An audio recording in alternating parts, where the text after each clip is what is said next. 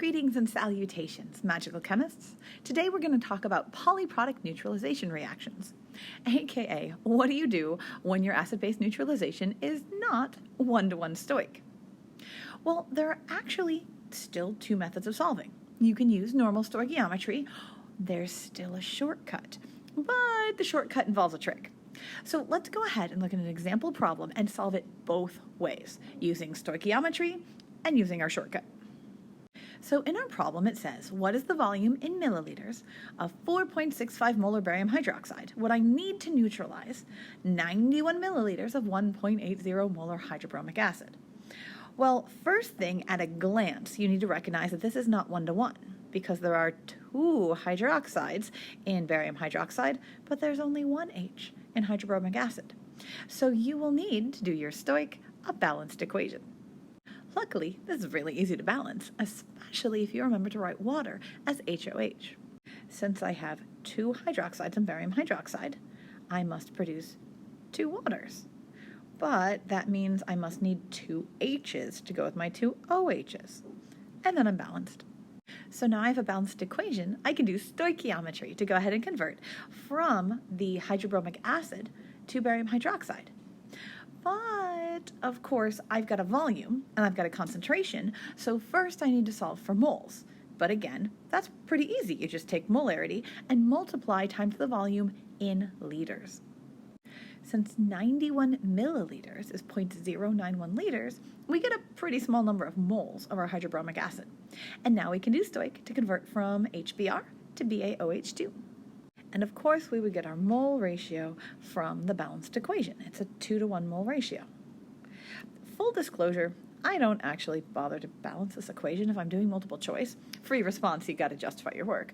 But for a multiple choice, I would just do it within the mole ratio itself. I'd say, hey, look, I have two hydroxides, and I know every one H has to hook up with one hydroxide. So I must need two HBRs for every one barium hydroxide. And of course, that's exactly what the ratio turns out to be when you do the whole equation. Just save a little time. Notice, since I'm going to keep using these numbers for more calculations, I'm writing down a few more sig figs than I actually would be rounding to. I should technically only have two sig figs. Okay, you're almost done because you know the number of moles of barium hydroxide. But you also know the molarity because I gave you that, and you're looking for volume. Well, if you want to find, remember the molarity equation is just moles divided by liters? So now we've got to rearrange to solve for volume. So your volume is just moles divided by molarity. And if you plug in the numbers that you solved for and that you were given, you'll get a pretty tiny number here. But remember, that's because you're in liters. But they asked you for an answer in milliliters, so you do have to convert back to milliliters at the end. Okay, that's not too bad as far as the problem is concerned, but it's a decent amount of work. So let's see how you could do the same problem using a modified version of our MAVA equation. You'll notice that our new equation looks pretty similar, except instead of molarity of the acid, we're looking at molarity of the protons. Instead of molarity of the base, we're looking at the molarity of the hydroxide. You might be thinking, okay, but why? Why do we have to change it? Well, remember, by definition, when they have completely neutralized each other, well, the moles of your protons are exactly equal to the moles of hydroxide. That's the point. One H, one OH, water, done. But if you've got a polyprotic acid, the moles of your acid aren't equal to the moles of protons anymore because each acid has multiple protons to give. And same thing, and honestly more common with a base, because your base would have multiple hydroxides to give. So they're not going to be equal anymore. So we can no longer just generically put in the molarity of the acid and the base. You have to convert into molarity of protons or hydroxides specifically. So good news is, if you have, say, you're doing a problem that is a monoprotic one thing and a polyprotic the other, whichever one's monoprotic, you can just use the normal shortcut. It only needs to change for things that are polyprotic. So we're going to do the exact same problem that we did above. Notice in this one, we had a monoprotic acid and a polyprotic base. So for our modified shortcut, we actually can use MAVA because there's only one H on HBr. But we have to use the molarity of hydroxide on the other side. because there are 2 hydroxides for every barium hydroxide. And now we just need to plug in the numbers that we know. Now the acid stuff is easy to plug in, of course, it's just the molarity and the volume. So you might be thinking, great, how do I find the molarity of hydroxide if I only know the molarity of barium hydroxide? Well, each barium hydroxide has 2 OHs. So the molarity of hydroxide is twice as big as the molarity of barium hydroxide. It all comes back to how many hydroxides did your particular polyprotic base have to give. This one, it had 2. And now, of course, you just plug in and solve for the volume of the base. And hey, fancy that, you get 18 milliliters. So you get the same answer either way, and honestly, you're doing the same math. You're just doing it more concisely if you're using the shortcut. It is important to note that this shortcut is not a real thing. Like mathematically, it's a real thing and it works. But basically, it is not a free response justification.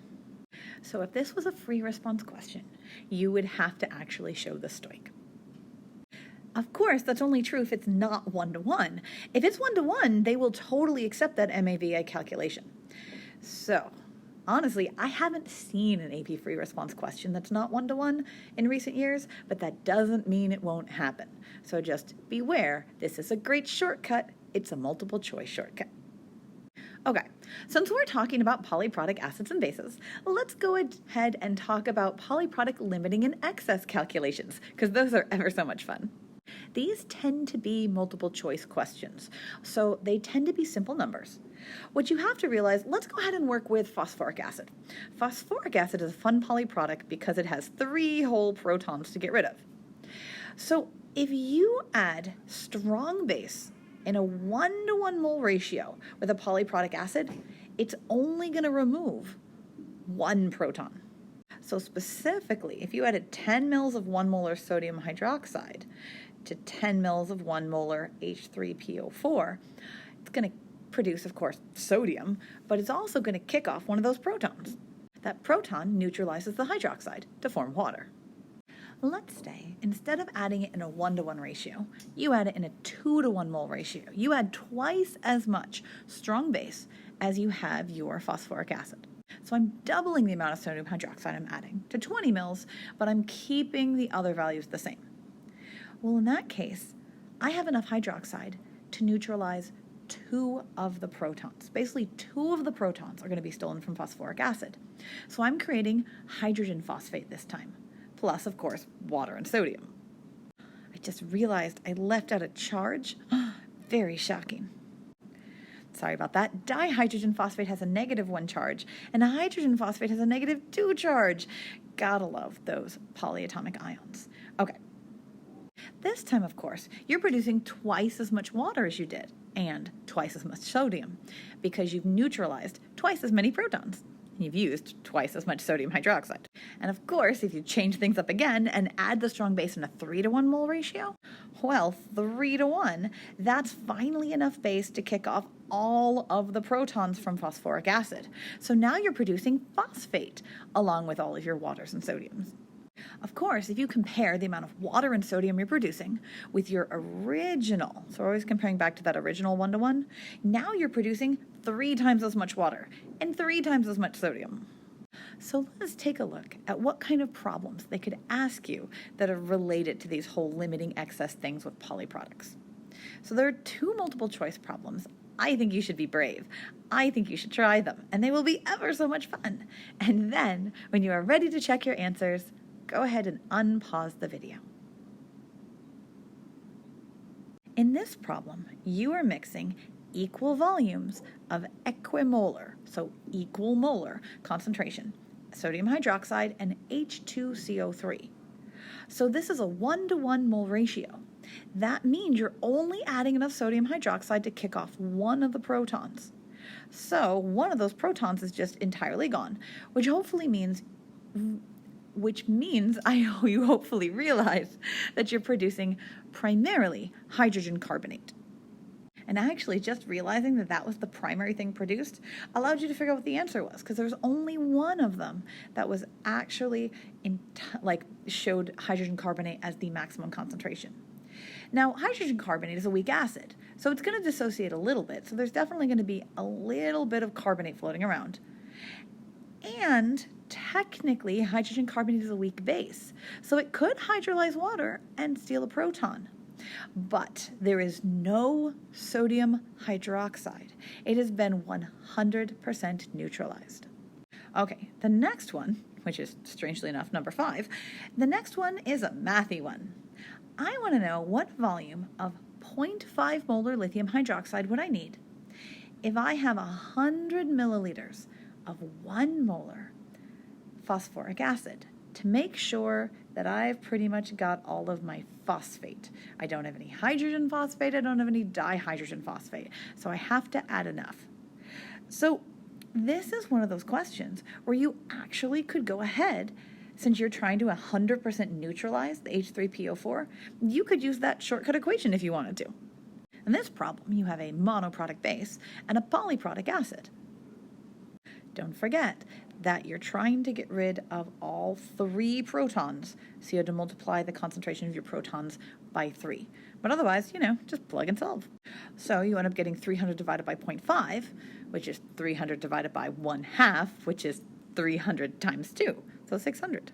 You also could just reason it out, because you're like, okay, the thing that makes this problem tricky is that the molarities are actually different. But what you could do is you could pretend they're the same. Let's pretend I actually had 1 molar lithium hydroxide. Well, I need to add 3 times as much 1 molar lithium hydroxide to 1 molar phosphoric acid. So that'd be 300 mils. But I don't have 1 molar. I only have half of that. So I had to double. I had to double the amount because I only had half the concentration of my lithium hydroxide as I did for the phosphoric acid. So whatever way works for you. You can do numbers, you can do logic. As long as you can get to the right answer, then you are in a good place. Would you be shocked to know that you can titrate a polyprotic acid? And when you do, each acidic hydrogen has its own equivalence point because it has its own Ka value. And if it's a weak acidic hydrogen, they're going to have their own half equivalence point too.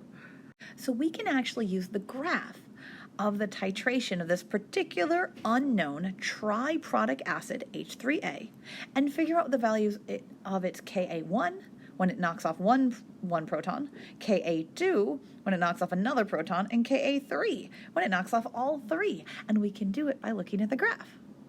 At the very beginning of this titration, you basically have your polyprotic acid and you're adding a base.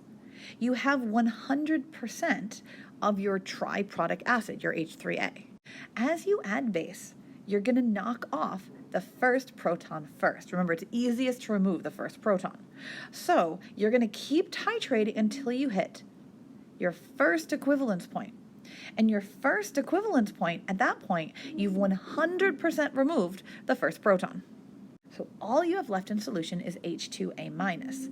But that means the half equivalence point, when you're halfway to that first equivalence point, that's when they're exactly equal, right? That's when you would have a perfect buffer, and that's when your pKa is equal to your pH. So I would claim if you walk backwards from that point, it's at approximately 2. So the pKa number 1 is 2. Well, that means that your Ka1 for the removal of the first acidic proton is just 1 times 10 to the negative 2. Okay, we can do this for the removal of the second proton and the removal of the third proton. So when we were looking at this first equivalence point, we had kicked off entirely 1 proton, which means if we titrate all the way to this next equivalence point, we will have kicked off entirely the second proton, and now all that's left will be HA with a 2- charge. But that means if we look for the midpoint, we again have a buffer in between the second proton and the third proton. So we can work backwards and be like, what is that? Maybe 5? 5.5? It's like a little above 5. So the pKa2 is about 5.5. We're approximating, of course. So that means Ka2 must be 1 times 10 to the negative 5.5. I'm sure you're following the trend here. Since I've reached 100% just HA with a 2-, I only have 1 proton left to go. So if I keep adding base, I'm going to kick off that last proton. So that means by my third equivalence point, there's a crazy thought, that means I must have only A3 minus left. With that information, I would like you to calculate what Ka3 should be. And it's okay to use fractional coefficients like I was doing up here. We're just approximating. So take a moment and try it. And when you're ready to check, unpause the video. So I thought that midpoint was about pH of 9.5. So the Ka3 would be 1 times 10 to the negative 9.5. But remember, if you're a little above or below, they accept a range of values for this on the free response. And on a multiple choice, there would only be one answer choice that was even close. There is just one more thing to note. Did you realize that the volume required to reach the first equivalence point, and then the one going to the second equivalence point from the first to the second, and from the second to the third, it was 10 mils each? They were all equal. That makes it really easy to find the location of the half equivalence points. Okay, that's about as crazy as it gets with polyprotic acids and bases. So thank you for playing with the glories of chemistry.